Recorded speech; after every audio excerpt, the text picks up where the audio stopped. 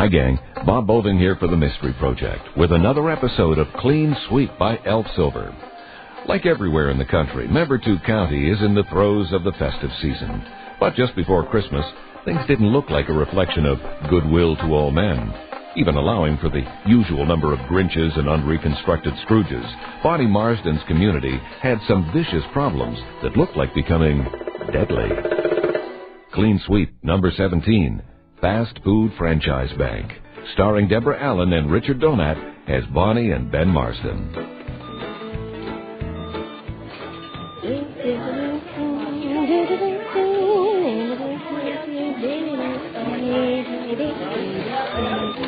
Attention shoppers!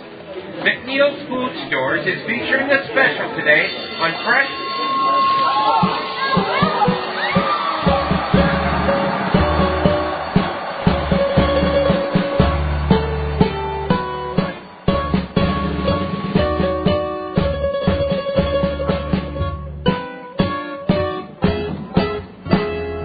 Well, Mrs. Marsden, it'll be a pleasure speaking to an eyewitness who might actually have seen something.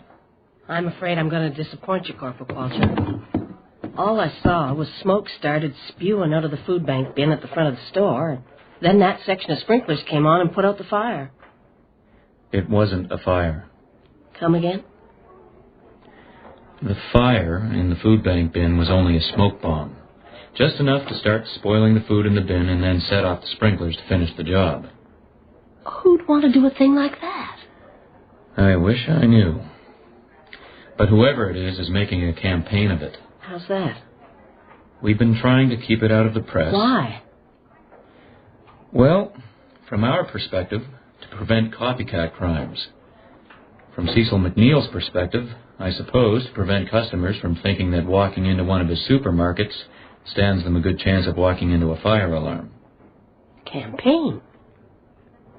You know that last year McNeil's Food Stores launched a Christmas food bank donation campaign? Hard to miss, with half-page ads in the paper and the big red bins just past the checkout.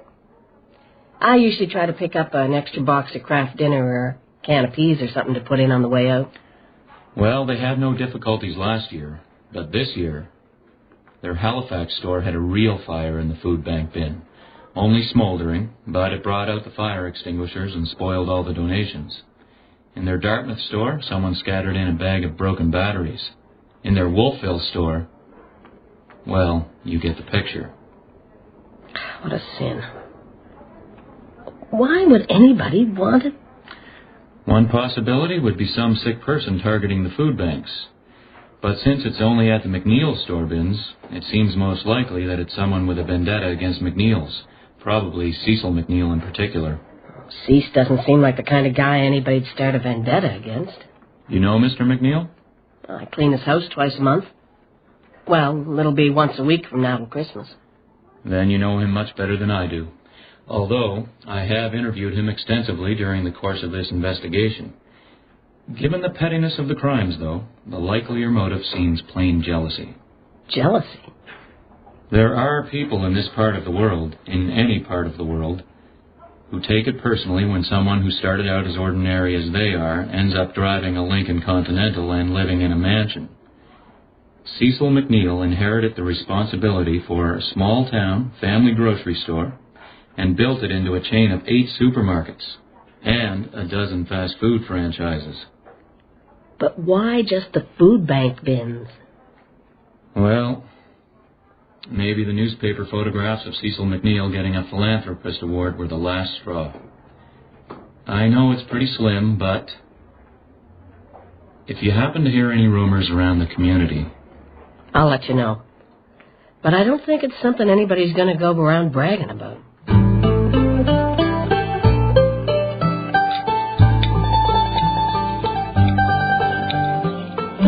What kind of person would target food banks? There's all kinds of sick puppies out there. Clyde's not sick. No, just a little silly in the head. Hello? Hi, Mom. Moyle! It's Moyle! I think it's Moyle. How are you, Moyle? Well, I've got some good news. I broke my foot. That's good news? Well, it means they flew me down to hospital in Edmonton. And since I'm going to be off work for a few weeks anyway, I figured I might as well come home for Christmas. That's wonderful. Mario broke his foot.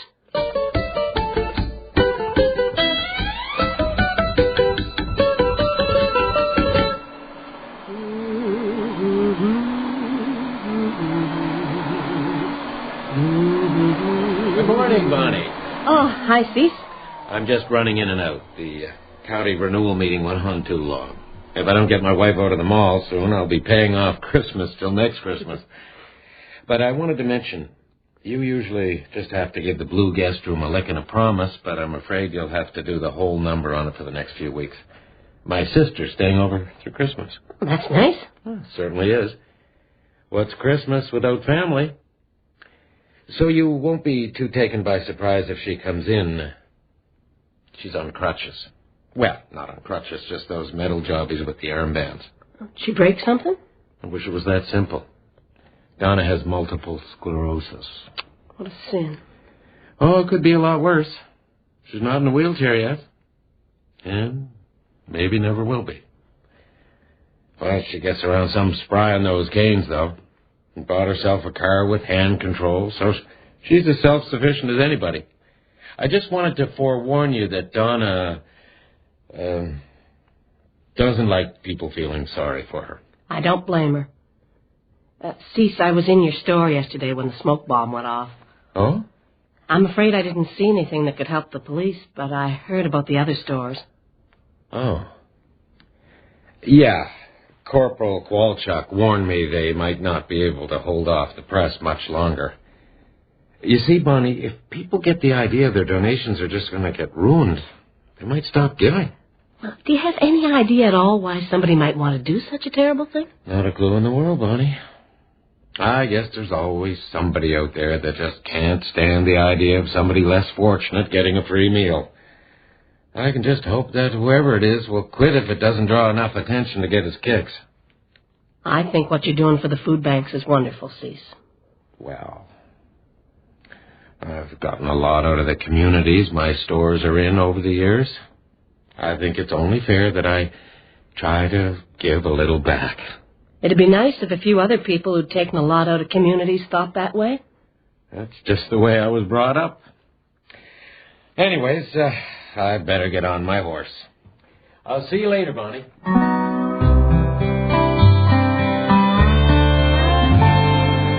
on, you can get under this. You don't want me to have to turn you off. All right. Oh, I see What are you doing? Oh, you must be Donna. I'm Bonnie Marsden, the cleaning lady. What are you doing? Just vacuuming, and then I was going to put clean sheets I'm on. not freaking helpless yet. I can take care of my own dirty linen. You can pick up after my brother and his family if that's what he pays you for, but stay out of my room.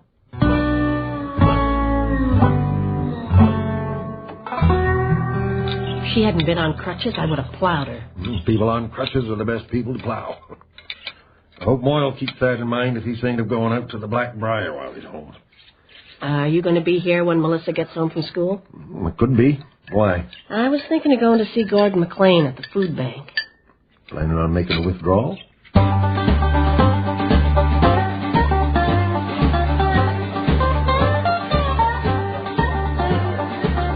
Just sorting for the shelves. I'll be out in a few minutes. I know this is your busiest time of year, Gordon. Oh, that's all right. They can do without me for a few minutes. I took this on 10 years ago as a temporary volunteer. I just wanted to ask you. You see, I know about the vandalism at the McNeil's food bank drop-offs, and I was wondering if you had any theories or had gotten any crank calls that might... On the case again, eh? I guess. It just bothers me that Cecil McNeil's trying to do something decent. Some creep out there won't let it get to the people that need it. Yeah, Cease McNeil is certainly some philanthropist. Well, isn't he? Of course he is. The food banks across the province appreciate any help we can get, and that truckload we're unloading came from the bin at Cease's local store.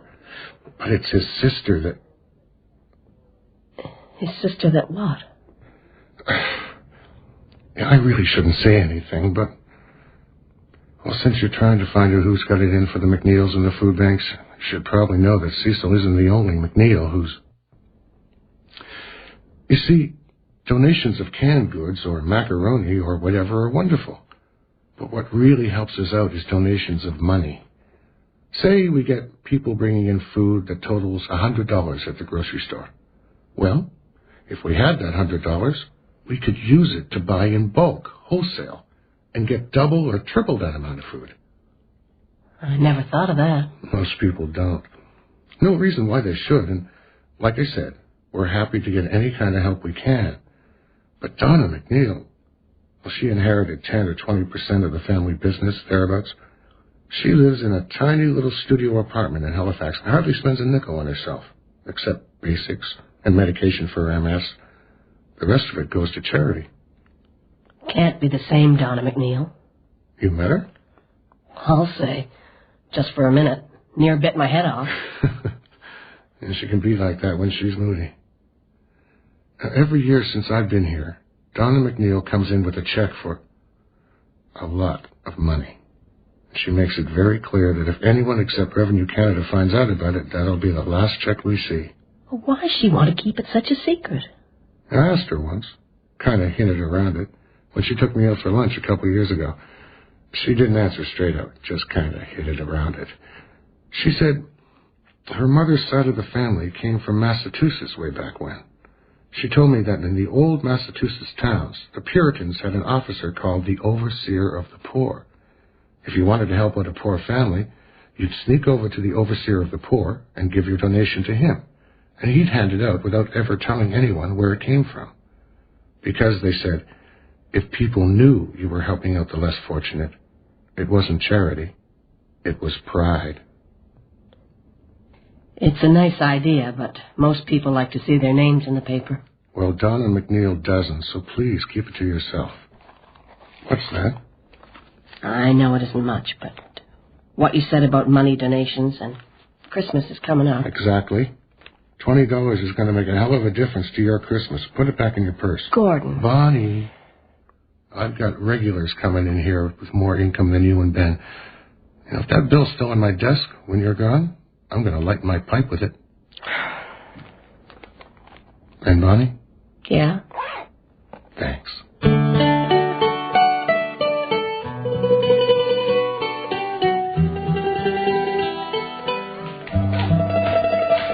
Be as good a dog as Ford was, Clyde?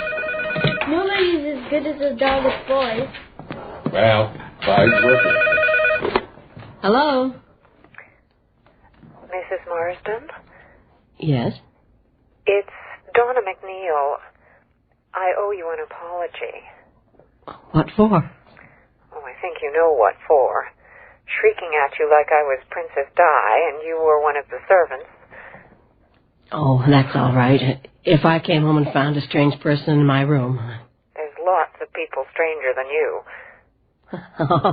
I don't know. Cease told me a little bit about your history. How you were loans manager at the credit union for 15 years, you know, before they pulled a cheap trick to replace you with someone they could pay an entry-level salary.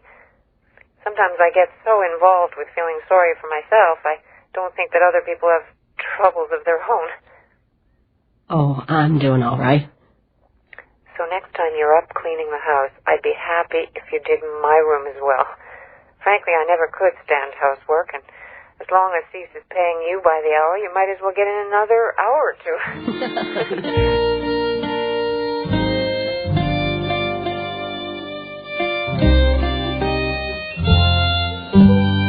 That's one thing you can't do in Halifax, Darcy. Just walk out back and cut down the Christmas tree. I think I tried it once. It's just a tree, Claude. It can't hurt us. You kids do the trimming. Kids? I'll start making hot chocolate and give Moyle some company.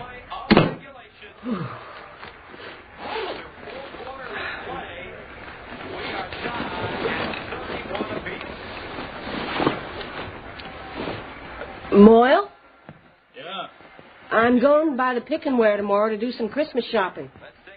I know it's hard for you to get around the stores on crutches, so if you'd like me to pick up some presents from you. Oh, that's all right, Mom. Me and a buddy did our Santa Clausing around the stores in Edmonton before I got on the plane. Each team has one timeout. Regulation timeout. You seen Rose at all lately? Just bumping into her in town once or twice. Is she still She's still alone, so far as I can tell. But nothing's changed. Well. Geez, look at that snow coming down. Wonder if Robbie's bus is going to be held up. Oh, they should have it on the radio if they're closing any highways. Holiday season does seem to bring out the best in people and the worst. This afternoon, the McNeil's supermarket in Yorkdale had its food bank bin vandalized, making all the donations unfit to eat. No, quite frankly, I haven't come across any leads at all. Have you? Not really. I was just wondering, how did they do it this time? Hydrochloric acid. Diluted, but enough of it all over everything that no one wants to take any chances. Whoever dumped it in timed it so the acid would have time to go to work before one of the staff went to empty out the bin. Hydrochloric acid. Why, does that bring anything to mind? I'm not sure. If it does, I'll let you know. Thanks. Bye now. If that tree's not straight, you can't complain, since you were too busy on the phone to supervise. Ben, what's in that stuff that people use to clean humidifiers? It depends on the brand, I guess. Usually hydrochloric acid.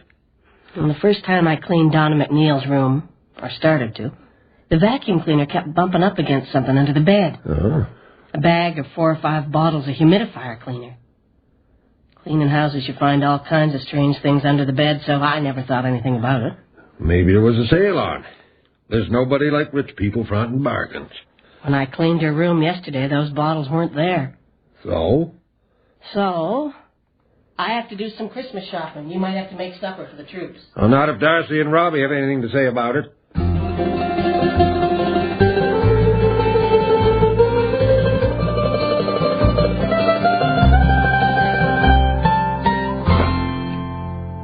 That'd be your mother. Did you get lost? I took a side trip to the mall in Carrington to have a look at the McNeil store there. I'm sure it's Donna McNeil that's vandalizing the food bank bins. The stores that got hit before she came to visit for the holidays are all within an easy drive of Halifax. The ones since are all within an easy drive of her brother's place. Why would she do that? I don't know. But I do know there's 3 McNeil stores that haven't been hit yet. One way up in Sydney, another one way down in Chester, and the one just over in Carrington. She's only got a couple of days left before Christmas. So I'm afraid I'm not going to be around home much, or doing much Christmas shopping for the next couple of days. Why not? I'm going to be sitting in the Carrington Mall coffee shop from opening till closing with your old Polaroid camera. If you pick the right stool, you can see the McNeil's food bank bin and a clock up on the wall behind it. You don't have to do that, Mom. I'm sure Cecil McNeil could afford to put in a surveillance camera for 2 days if you told him. Yeah, if I told him why. He wouldn't believe me. Or maybe pretend he wouldn't believe me. Maybe the reason he hasn't installed surveillance cameras for all the food bins is he had his suspicions from the start. Mom, that's 12 hours a day. I know, but I haven't had any better ideas. Lord, listen. Give it a rest, Dad. How many times did you make us watch reruns when we wanted to watch The Next Generation? Hoss? Yes, Pa. Little Joe? Yes, Pa. Adam? Who the heck's Adam? He was the smart one. Oh, yes, Pa? Strap on your guns, boys. We're going to town. I mean your cameras. And we're not going all at once.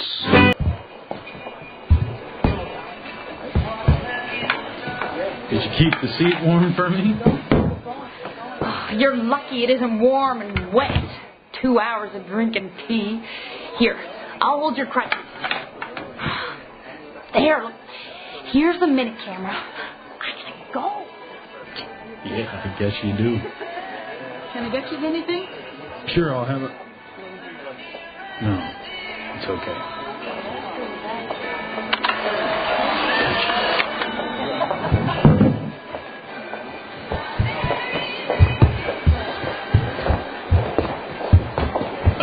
Ma'am. the door? Yeah, but I can't. Oh, there you go.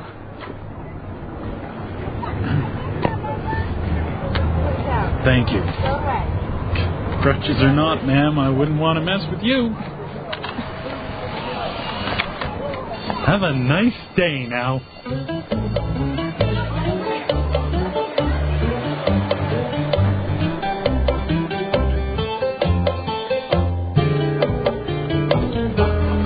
Oh, Bonnie. I thought you didn't have to clean again till after Christmas. I don't. I just brought something to show you and Cease. Show and tell, eh? Well, Cease isn't here. He and Lori Ann took the kids last-minute shopping. So you're home alone? I guess I would be, wouldn't I?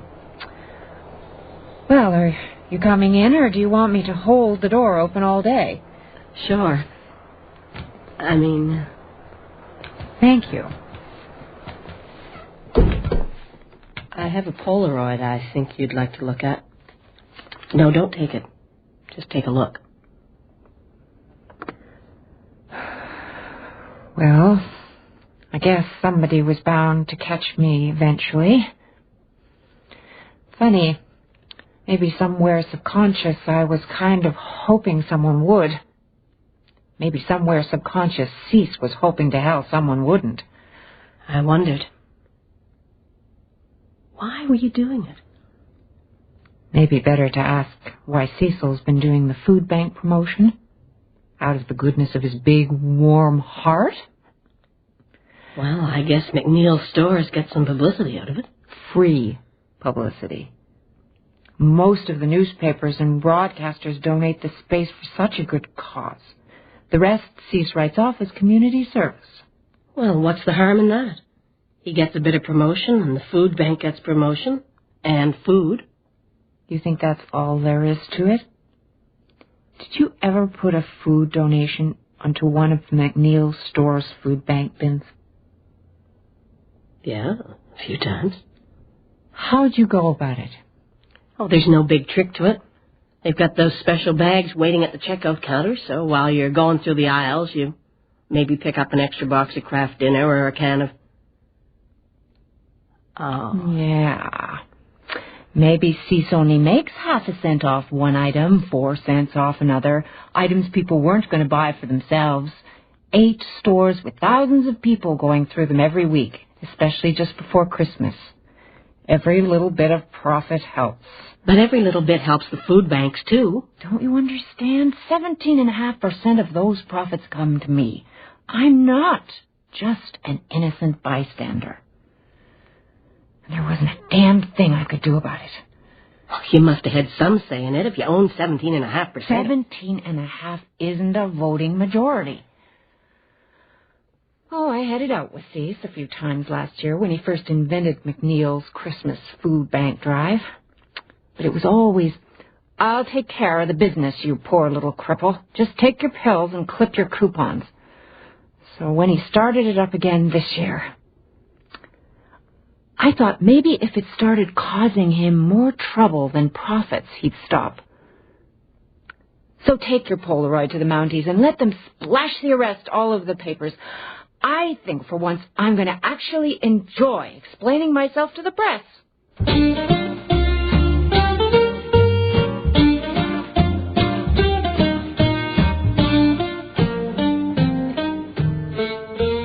Are the kids still waiting up, hoping to catch Santa Claus? All except Melissa. Talking and laughing, eh?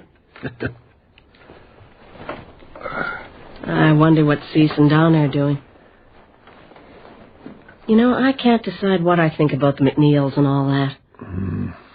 Maybe Cecil's a little sleazier than I thought, but at least the food banks are getting something out of it. Once most people stopped believing that giving charity was going to score them points in heaven, there has to be some other kind of motivation or nobody'd give anything. Well, some people just do it because it feels like the right thing to do. Not many. And then they're getting something out of it, too. Makes them feel good. Who cares why they do it? Just as long as some poor kid gets a meal he wouldn't have otherwise. I guess. Oh. funny. Donna McNeil was feeling charitable toward me, because I used to have a fancy desk job, and here I am scrubbing toilets for a living. You know, there's 2 different kinds of jobs and lives. I never realized how different all those years at the credit union. How's that? Well, there's the kind where you shower in the morning to get clean for work, Mm-hmm. and the kind where you shower in the evening to get clean from work. Since I got thrown out of the office to do manual labor, living month to month with no job security, I haven't felt this good in 20 years. That's so. I'd say this part always felt pretty good. This part? Oh, it doesn't feel much different than it did last week.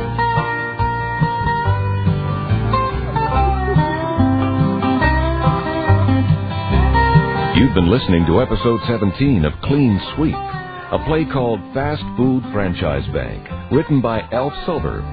This has been the final episode in the current series, and if you think Mr. Silver should write some more, you'll have to tell us so. In the cast, Deborah Allen played Bonnie Marsden. Richard Donat was her husband, Ben. Chaz Thorne played their son, Moyle. Genevieve Steele was Darcy.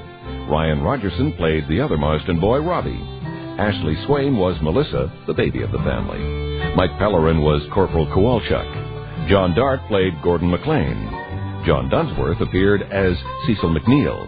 And Elizabeth Richardson played Donna McNeil. George Jordan was heard as Bob Smiley, the radio host of Membertou County. The original music was composed by Scott McMillan and David McIsaac and was performed by Gordon Stobie, Jamie Gotti, and Andre Lacroix, together with the 2 composers. The recording engineer was Pat Martin, with sound effects by Dermot Kenny. The associate producer was Peggy Hemsworth. Casting by John Dunsworth and Alex Duncan. Clean Sweep was produced and directed in CBC Radio's Halifax Production Center by Bill Howell, the executive producer of the Mystery Project. I'm Bob Boving, thanking you for listening and inviting your comments.